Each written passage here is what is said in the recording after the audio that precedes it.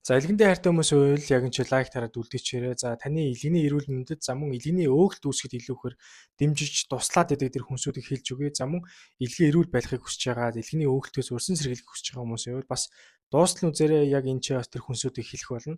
За бүгд эхний ээлжинд илгэний өөгөлт гэдэг чи яг ямар одоо механизмаар явагдаад байгааг мэдэж авах хэрэгтэй.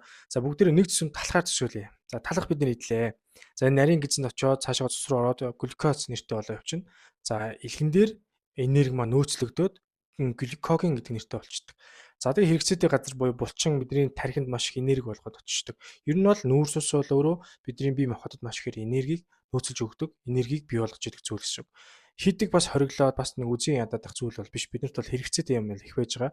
За тэгвэл яг энэ нэг зүсэм талахыг бид нар өдөрт идэх ёстой байлаа гэж зүгээр жишээ татгаад энэс 2 3-ыг ингээд идээд тахаар хэрэглээ маань нэмэгдээд байна. Бид нар хөдөлгөөн хийхгүй тэр энергийг шатаахгүй байна.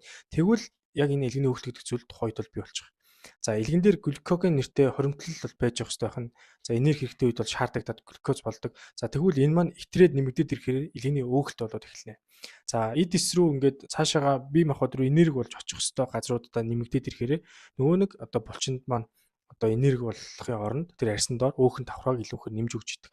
За дотор эргэтэн дотор буюу сэмж, за цацрахаа зэрэг маань илүүхээр дотор хөөгөлтийг үүсгээд явчихдаг. Бидний үзүүлэхээр та гадар өөгөлт юм байна, дотор өөгөлт бол юм байна гэж хэлж байгаа нь энэ бас илгэний өөгөлт танд илүүхээр нэмэгдэх магадлал өндөр байгааг бас одоо наацхан жишээг бол хэлж өгч байгаа маа. За тэгвэл маш чухал ойлголт буюу гликемик индекс гэдэг зүйлийг хэлж өгье. За бидний нүүрс ус одоо бие махбодод орж ирээд хүнсээр орж ирээд боловсроод хэр хугацаанд цуснд глюкоз болж очиж байгаагаас нь хамаарат 1-ээс 100 хүртэлх тоогоор одоо үзүүлэлтээр хэмцэн байж идэг. Энийг гликемик индекс үзүүлэлт гэж нэрлэдэг. За тэгвэл бидний бас нэг тодорхой хэмжээнд татгалзаж явах, за бас бүр бага хэрглэж явах боломжтой одоо анхаарах хүнсүүд нь бол гликемик индекс 70 буюу түүнээс дээш хүнсүүд байж байгаа. Энд юу ордог вэ гэвэл цагаан гурилан, талах цаа, цагаан гурилан одоо бас бүтээгдэхүүнүүд орж байна. Цагаан будаа орж байна, донат орж байна. За нарийн боовнууд орж байна, өрөмзөр, вапел орж байна. За мөн одоо чихэрлэг тэр газтай ундаанууд орж байна, йотон орж байна, хасарван жимс орж байна.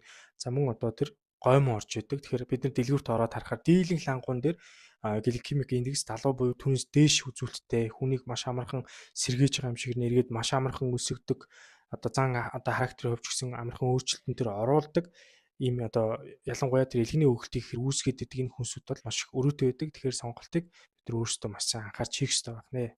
За тэгвэл цуснд дах сахарын хэмжээг бас дундаж хэмжээнд нь ингэж барьж өндөрсгдөг хүнсүүд байж байгаа. Энэ гликемик индекс 56-аас 63 үзүүлэлт өгчдөг.